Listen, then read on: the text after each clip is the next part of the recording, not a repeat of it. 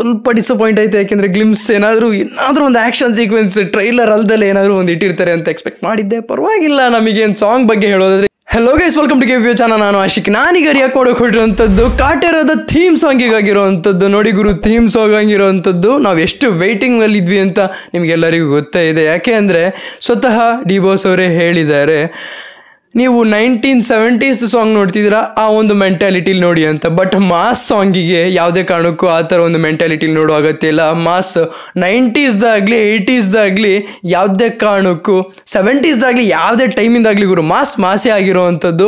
So most expected anticipated song ಆಗಿರೋವಂಥದ್ದು theme song. So guys, ಯಾವುದು ನಿಲ್ಲು ಮಾಡಿದೆ, let's start the video. Glimpse ಇಟ್ಟಿರ್ತಾರೆ, here we go.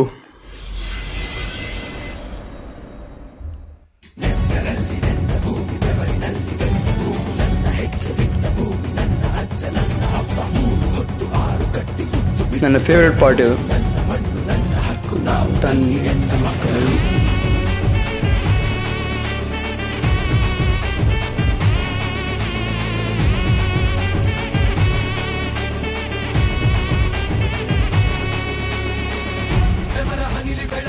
Wow, come on.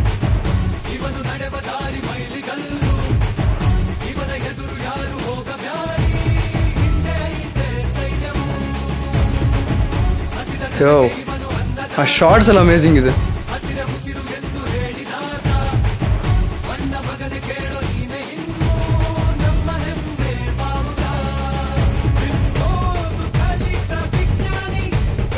S,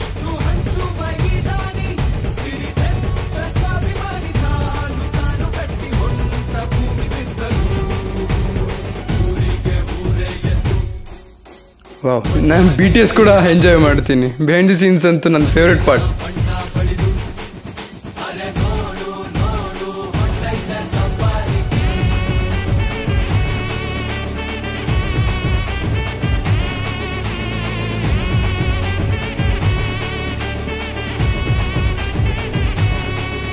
amazing ಆಗಿ, like ಲಿರಿಕ್ಸ್ನ ಕೂಡ ಅಮೇಝಿಂಗ್ ಆಗಿ ತೋರಿಸಿದ್ದಾರೆ.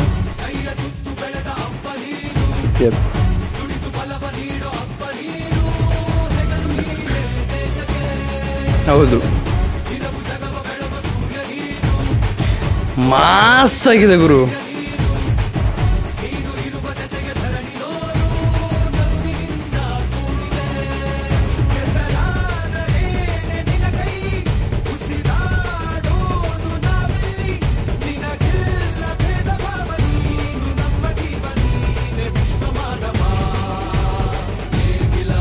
ಇದು ರೈತರ ಆಂಥಮ್ ಆಗೋದ್ರಲ್ಲಿ ತಪ್ಪೇ ಇಲ್ಲ ಅಂತ ಅನ್ಕೊಂತೀನಿ.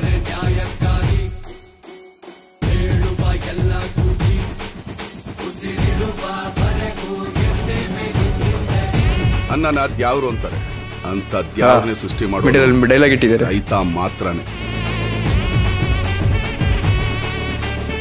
That's amazing. ಅಯ್ಯೋ, ಗ್ಲಿಮ್ಸ್ ಕೊಡು ಗುರು ಪ್ಲೀಸ್. ಗ್ಲಿಮ್ಸ್ ಇಟ್ಟಿರ್ತಾರೆ ಅಂತ ಎಕ್ಸ್ಪೆಕ್ಟ್ ಮಾಡಿದ್ದೆ.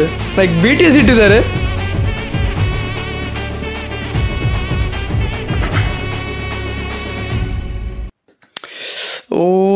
ಸ್ವಲ್ಪ ಡಿಸಪಾಯಿಂಟ್ ಆಯಿತು. ಯಾಕೆಂದರೆ ಗ್ಲಿಮ್ಸ್ ಏನಾದರೂ ಒಂದು ಆ್ಯಕ್ಷನ್ ಸೀಕ್ವೆನ್ಸ್ ಟ್ರೈಲರ್ ಅಲ್ದಲ್ಲೇ ಏನಾದರೂ ಒಂದು ಇಟ್ಟಿರ್ತಾರೆ ಅಂತ ಎಕ್ಸ್ಪೆಕ್ಟ್ ಮಾಡಿದ್ದೆ. ಪರವಾಗಿಲ್ಲ. ನಮಗೇನು ಸಾಂಗ್ ಬಗ್ಗೆ ಹೇಳೋದಾದರೆ, ಇದೊಂದು ರೈತರ ಆ್ಯಂಥಮ್ ಆಗಿರುವಂಥದ್ದು. ಅರ್ಥ ಆಗಿದೆ ಅಂತ ಅನ್ಕೊತೀನಿ. ರೈತರ ಆ್ಯಂಥಮ್ ಇದೆ ಇನ್ಮೇಲೆ ಅಂತ. ನಾವು ದಂಗೆ ಎದ್ದ ಮಕ್ಕಳು, ಫಾರ್ಮರ್ಸ್, ರೈತರು ಎಷ್ಟಂತ ಹೊಡೆದಾಟ ಮಾಡ್ತಿರ್ತಾರೆ ಈ ವಿಷಯದಲ್ಲಿ. ನನಗೆ ಅರ್ಥ ಆಗ್ತಾ ಇಲ್ಲ. ಈ ಒಂದು ಸಿನಿಮಾ ಬದಲಾಯಿಸುತ್ತಾ ಅಂತ ಕ್ವಶನ್ ಮಾಡೋರಿಗೆ ನಾನು ಹೇಳ್ತೀನಿ, ಮೊದಲು ನಾವು ಬದಲಾಗಬೇಕು, ನಮ್ಮ ಮೆಂಟ್ಯಾಲಿಟಿ ಬದಲಾಗಬೇಕು. ಪ್ರತಿಯೊಂದು ಲಿರಿಕ್ಸ್ ನೀವು ಮತ್ತೆ ಕೂತ್ಕೊಂಡು ನೋಡಿ. ಸತ್ಯವಾಗ್ಲೂ ಹೇಳ್ಬೇಕಂದ್ರೆ ನಾನು ಲಿಟಲ್ ಎಮೋಷ್ನಲ್ ಆಗ್ತಾಯಿದ್ದೀನಿ ಅಂತ ಅನ್ನಿಸ್ತಾ ಇದೆ ನನಗೆ. ಎಲ್ಲ ಕಂಪ್ಲೀಟ್ ಎಲ್ಲದರಲ್ಲೂ ಕಲಬೆರಕೆ ಆಗಿರೋದ್ರಿಂದ. ಯಾಕೆಂದರೆ ರೈತರು ಸುಸೈಡ್ ಮಾಡ್ಕೊಳ್ಳೋದು, ಆತ್ಮಹತ್ಯೆ ಮಾಡ್ಕೊಂಡು ಯಾರೂ ಕೂಡ ಬೆಳೆದೇ ಇದ್ದರೆ ನಮಗೆ ಎಲ್ಲಿಂದ ಅನ್ನ ಸಿಗುತ್ತೆ? ಸೀರಿಯಸ್ ಇಶ್ಯೂ ಆಗಿರೋವಂಥದ್ದು ಇದು. ಟ್ರೂ ಕನ್ನಡ ಮಾತ್ರ ಸಿನಿಮಾ ಅಂತ ಹೇಳೋದಕ್ಕೆ ನಾನು ಹೆಮ್ಮೆ ಪಡ್ತೀನಿ. ನನ್ನ ಕೈಲಿ ಕೇಳ್ತೀರಲ್ಲ, ಪ್ಯಾನ್ ಇಂಡಿಯಾ ಸಿನಿಮಾನ ಅಂತ ಸ್ವಲ್ಪ ಯೋಚನೆನ ಸೈಡಿಗೆ ಇಡ್ತೀರಾ ಅಂತ ನಾನು ಕೇಳೋಕೆ ಹೊರಟಿರೋವಂಥದ್ದು. ಸ್ವಲ್ಪ ಯೋಚನೆ ಸೈಡಿಗಿಟ್ಟು ಯೋಚನೆ ಮಾಡಿ ಯಾಕಿದು ಬರೀ ಕನ್ನಡ ಮೂವಿ ಆಗಿರುವಂಥದ್ದು ಅಂತ. ಆಮೇಲೆ ಡಿಮ್ಯಾಂಡ್ ಬಂದರೆ ಅದೆಲ್ಲ ಅವ್ರ ಮಾರ್ಕೆಟಿಂಗ್, ಅವ್ರು ದುಡ್ಡು ಮಾಡ್ಕೊಳ್ಳೋದು ಅವ್ರ ವಿಷಯ. ಇದೆಲ್ಲ ಬಿಟ್ಟಾಕಿ ನಿಮಗೇನು ಅನಿಸುತ್ತೆ ಈ ಸಾಂಗ್ ನೋಡಿ, ಪ್ರತಿಯೊಂದು ಲಿರಿಕ್ಸ್ ನೋಡಿ ನಿಮಗೇನು ಅನಿಸುತ್ತೆ? BGM ಅಂತೂ ಅದ್ಭುತವಾಗಿದೆ ನೋಡಿ. ನಾನು ಎರಡು ಫ್ಲಿಪ್ ಆಗ್ತಾ ಇದ್ದೀನಿ. ಹೆಂಗಾಗ್ತಿದೆ ಅಂದರೆ, ಒಂದು ಕಡೆ ಸಾಂಗ್ ಕಡೆ ಕಾನ್ಸಂಟ್ರೇಟ್ ಮಾಡ್ತೀನಿ, ಇನ್ನೊಂದು ರೈತರ ಕಷ್ಟಗಳ ಬಗ್ಗೆ ಯೋಚನೆ ಮಾಡ್ತಾ ಇದ್ದೀನಿ.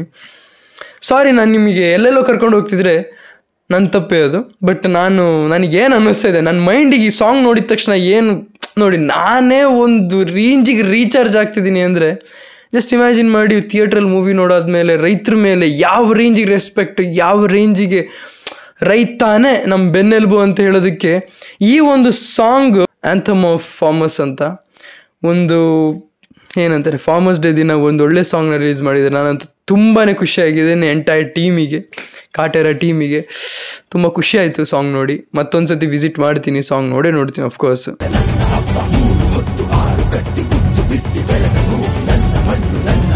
ನಾವು ದಂಗೆ ಎದ್ದ ಮಕ್ಕಳು ಇಲ್ಲಿಗೆ ಸ್ವಲ್ಪ